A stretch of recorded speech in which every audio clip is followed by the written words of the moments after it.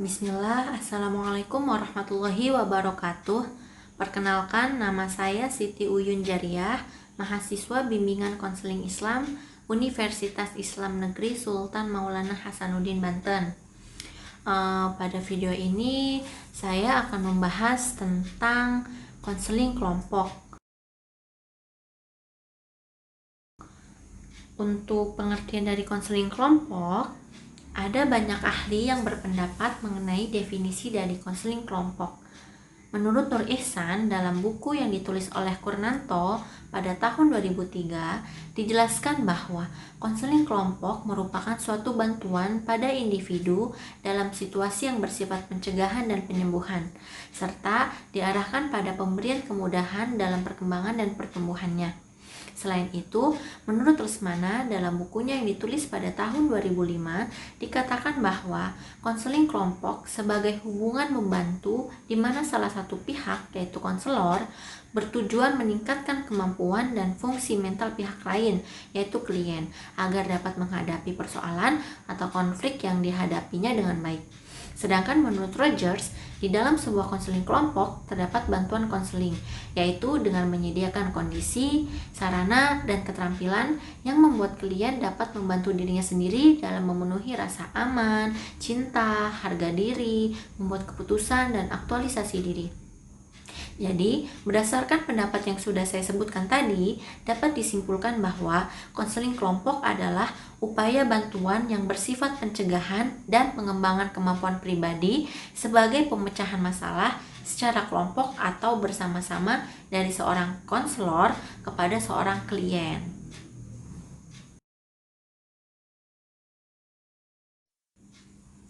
Selanjutnya yaitu tujuan dari konseling kelompok.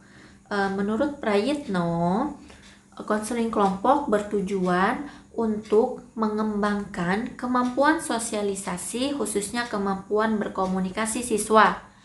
Melalui layanan konseling kelompok, semua hal-hal yang menghambat atau mengganggu sosialisasi dan komunikasi dapat diungkap dan didinamikakan melalui berbagai teknik sehingga kemampuan sosialisasi dan komunikasi siswa dapat berkembang secara optimal serta dapat menyelesaikan permasalahannya. Menurut Krumboltz, yang merupakan seorang ahli beraliran behavioristik, dalam buku yang ditulis oleh Latipun pada tahun 2001, Krumboltz mengelompokkan tujuan konseling menjadi 3 jenis, yaitu yang pertama adalah mengubah penyesuaian perilaku yang salah. Penyesuaian perilaku yang salah adalah perilaku yang secara psikologis mengarah pada perilaku patologi. Penyesuaian perilaku yang salah inilah yang akan diubah menjadi perilaku sehat yang tidak mengandung indikasi terdapatnya hambatan atau kesulitan mental. Hal ini dilakukan agar klien memiliki perkembangan kepribadian yang baik. Klien disadarkan bahwa perilakunya selama ini merupakan sebuah perilaku yang salah melalui bantuan dari konselor, di mana klien akan mengerti bagaimana caranya keluar dari kondisi tersebut. Klien akan dengan sukarela berkeinginan untuk keluar dari perilaku yang salah agar klien dapat memutuskan perilaku yang tepat untuk dilakukan. Yang kedua yaitu belajar membuat keputusan. Beberapa dari klien yang datang pada konselor tidak mampu membuat sebuah keputusan dan selalu merasa bimbang dengan pilihan hidupnya. Konseling kelompok bukanlah suatu proses kanalisasi, yaitu penyaluran beban emosional klien yang selama ini hanya ditanggungnya sendiri, tetapi juga membutuhkan kemampuan, keterampilan, dan keberanian untuk mengatasi permasalahan tersebut. Membuat keputusan diawali dengan mengidentifikasi alternatif, memiliki alternatif, menetapkan alternatif, serta memprediksi berbagai konsekuensinya.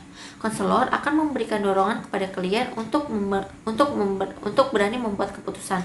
Yang ketiga yaitu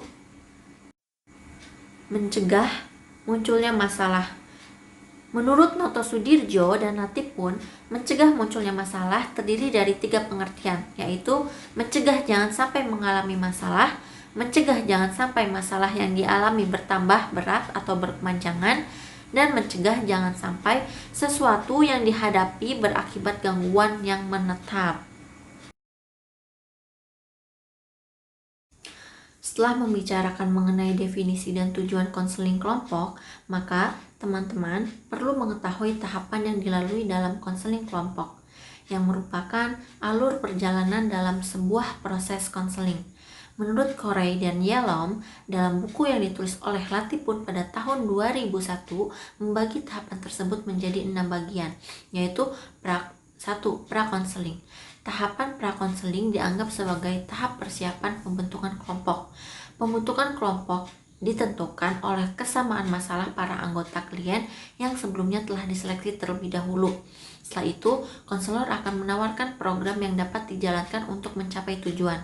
Pada tahapan ini, penting sekali konselor menanamkan harapan pada anggota kelompok agar bahu-membahu mewujudkan tujuan bersama sehingga proses konseling akan berjalan efektif. Yang kedua yaitu tahap permulaan. Menurut Black, dalam buku yang ditulis Latipun pada tahun 2001, pada tahapan ini, konselor menguraikan secara sistematis langkah yang dijalani pada tahap permulaan. Adalah perkenalan, mengungkapkan tujuan yang ingin dicapai, penjelasan aturan, dan penggalian ide, dan perasaan adapun tujuan yang ingin dicapai. Pada tahapan ini, anggota kelompok dapat saling percaya satu sama lain serta menjaga hubungan yang berpusat pada kelompok melalui saling memberi umpan balik, memberi dukungan, saling toleransi terhadap perbedaan, dan saling memberi penguatan positif. Yang ketiga yaitu tahap transisi. Tahap ini disebut sebagai tahap peralihan. Hal umum yang sering kali muncul pada tahap ini adalah terjadinya ketidakseimbangan dalam diri masing-masing anggota kelompok. Konselor diharapkan dapat membuka permasalahan masing-masing anggota sehingga masalah tersebut dapat bersama-sama dirumuskan dan diketahui penyebabnya. Pada tahapan ini, meskipun anggota kelompok mulai terbuka satu sama lain, tetapi dapat pula terjadi kecemasan, resistensi konflik, dan keengganan anggota kelompok membuka diri. Oleh karena itu, konselor selaku pemimpin kelompok harus dapat mengontrol dan mengarahkan anggotanya untuk merasa nyaman dan menjadikan anggota kelompok sebagai keluarganya sendiri. Yang keempat yaitu tahap kerja. Tahapan kerja sering disebut sebagai tahap kegiatan. Tahapan ini dilakukan setelah permasalahan anggota kelompok diketahui penyebabnya, sehingga konselor dapat melakukan langkah selanjutnya, yaitu menyusun rencana tindakan. Pada tahapan ini, anggota kelompok diharapkan telah dapat membuka dirinya lebih jauh dan menghilangkan defensifnya. Selain itu, adanya perilaku modeling yang diperoleh dari mempelajari tingkah laku baru serta belajar untuk bertanggung jawab pada tindakan dan tingkah lakunya. Pada tahap ini juga dapat saja terjadi konfrontasi antara anggota dan transferensi, dan peran konselor dalam hal ini adalah berupaya menjaga keterlibatan kebersamaan anggota kelompok secara aktif. Kegiatan kelompok pada tahap ini dipengaruhi pada tahap sebelumnya. Apabila pada tahap sebelumnya berlangsung dengan efektif, maka tahap ini juga dapat dilalui dengan baik. Begitupun sebaliknya. Apabila tahapan ini berjalan dengan baik, biasanya anggota kelompok dapat melakukan kegiatan tanpa mengharapkan campur tangan dari pemimpin kelompok lebih jauh. Yang kelima yaitu tahap akhir. Anggota kelompok mulai mencoba melakukan perubahan tingkah laku dalam kelompok. Setiap anggota kelompok memberi umpan balik terhadap yang dilakukan oleh anggota yang lain. Terjadi mentransfer pengalaman dalam kelompok dalam kehidupan yang lebih jauh. Jika ada klien yang memiliki masalah dan belum terselesaikan pada fase sebelumnya, pada fase ini harus diselesaikan. Jika semua peserta merasa puas dengan proses konseling kelompok, maka konseling dapat diakhiri. Dan yang terakhir yaitu pasca konseling. Jika proses konseling telah berakhir, sebaiknya konselor menetapkan adanya evaluasi sebagai bentuk tindak lanjut dari konseling kelompok. Evaluasi bahkan sangat diperlukan apabila terdapat hambatan dan kendala yang terjadi dalam pelaksanaan kegiatan dan perubahan perilaku anggota kelompok setelah proses konseling berakhir. Konselor dapat menyusun rencana baru atau melakukan perbaikan pada rencana yang telah dibuat sebelumnya, atau dapat melakukan perbaikan terhadap cara pelaksanaannya. Adapun hasil dari proses konseling yang telah dilakukan seyogianya dapat memberikan peningkatan kepada seluruh anggota kelompok, karena inilah inti dari konseling kelompok, yaitu untuk mencapai tujuan bersama.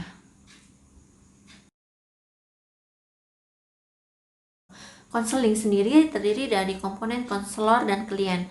Akan tetapi, dalam konseling kelompok, klien beranggotakan lebih dari satu orang, sehingga membentuk sebuah kelompok. Konselor mencari titik permasalahan pada klien, menganalisis serta membantu pemecahan masalah pada klien, dan mengarahkan klien untuk mampu mengambil keputusan serta mempertanggungjawabkannya. Praktik kelompok konseling kelompok dilakukan oleh beberapa klien yang ditangani oleh seorang konselor dalam waktu yang bersamaan. Teknik yang ada pada konseling kelompok. Menurut Salahuddin, dalam bukunya yang ditulis pada tahun 2010 halaman 96 menyatakan bahwa teknik konseling kelompok digunakan untuk membantu individu dalam memecahkan masalah-masalah melalui kegiatan kelompok. Artinya, masalah itu dirasakan oleh kelompok atau individu sebagai anggota kelompok. Berikut beberapa bentuk khusus cara konseling kelompok, yaitu yang pertama, homeroom program. Kegiatan homeroom ini dilakukan di dalam kelas dengan bentuk pertemuan antara konselor dan klien di luar jam pelajaran. Dalam program homeroom ini, hendaknya diciptakan suasana yang bebas dan menyenangkan, sehingga klien dapat mengutarakan perasaannya seperti di rumah. Selain itu, dalam kesempatan ini diadakan tanya jawab, menampung pendapat, merencanakan suatu kegiatan, dan sebagainya. Yang kedua yaitu karya wisata. Di samping berfungsi sebagai kegiatan rekreasi atau sebagai metode mengajar, karya wisata dapat berfungsi sebagai salah satu cara dalam konseling kelompok. Dengan karya wisata, siswa meninjau objek-objek menarik dan mereka mendapat informasi yang lebih baik dari objek itu.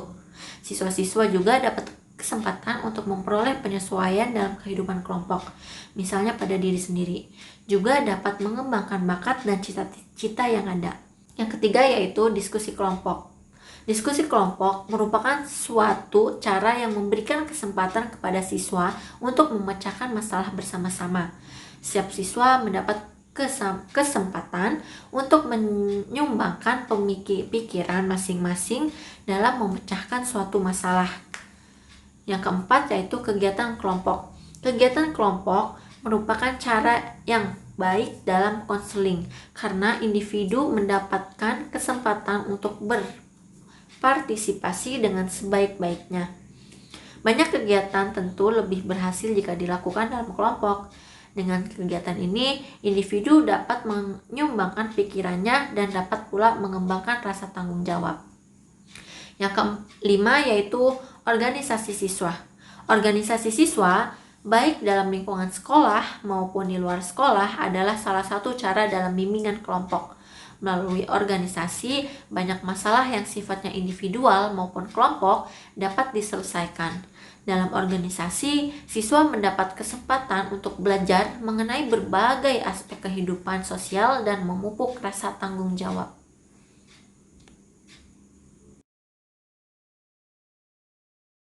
Yang terakhir yaitu pendekatan yang bisa dilakukan pada konseling kelompok. Ada banyak pendekatan yang bisa dilakukan pada konseling kelompok. Antara lain yaitu yang pertama pendekatan psikoanalisis. Tujuan khusus dari psikoanalisis adalah untuk membentuk kembali struktur kepribadian individu melalui pengungkapan hal-hal yang tidak disadari sehingga terjadi rekonstruksi kepribadian pada diri klien. Yang kedua yaitu pendekatan client-centered. Tujuan konseling dengan pendekatan ini menurut Rogers adalah membebaskan anggota kelompok dan membuat kondisi yang memungkinkan anggota untuk melakukan eksplorasi bermakna. Selain itu juga bukan hanya menyelesaikan problema, tetapi membantu klien dalam proses pertumbuhannya, sehingga bisa lebih baik menangani problema yang dihadapinya sekarang maupun di masa depan. Yang ketiga yaitu pendekatan behavioral. Konseling behavioral tidak menetapkan tujuan konseling yang berlaku secara umum, melainkan tujuan konseling yang sesuai dengan masalah spesifik anggota yang ingin dipecahkan. Yang kelima yaitu pendekatan Gestalt. Tujuan utama konseling Gestalt adalah membantu klien agar berani menghadapi berbagai macam tantangan maupun kenyataan yang harus dihadapi. Tujuan ini mengandung makna bahwa klien haruslah dapat berubah dari ketergantungan terhadap lingkungan atau orang lain menjadi percaya diri untuk meningkatkan kebermaknaan hidupnya. Yang keenam itu pendekatan RIBT, pendekatan realitas, dan pendekatan psikodrama. Mungkin hanya itu saja yang dapat saya sampaikan, yang dapat saya jelaskan. Semoga video ini bermanfaat untuk saya pribadi dan bermanfaat untuk penonton sekalian. Terima kasih sudah menonton. Wassalamualaikum warahmatullahi wabarakatuh.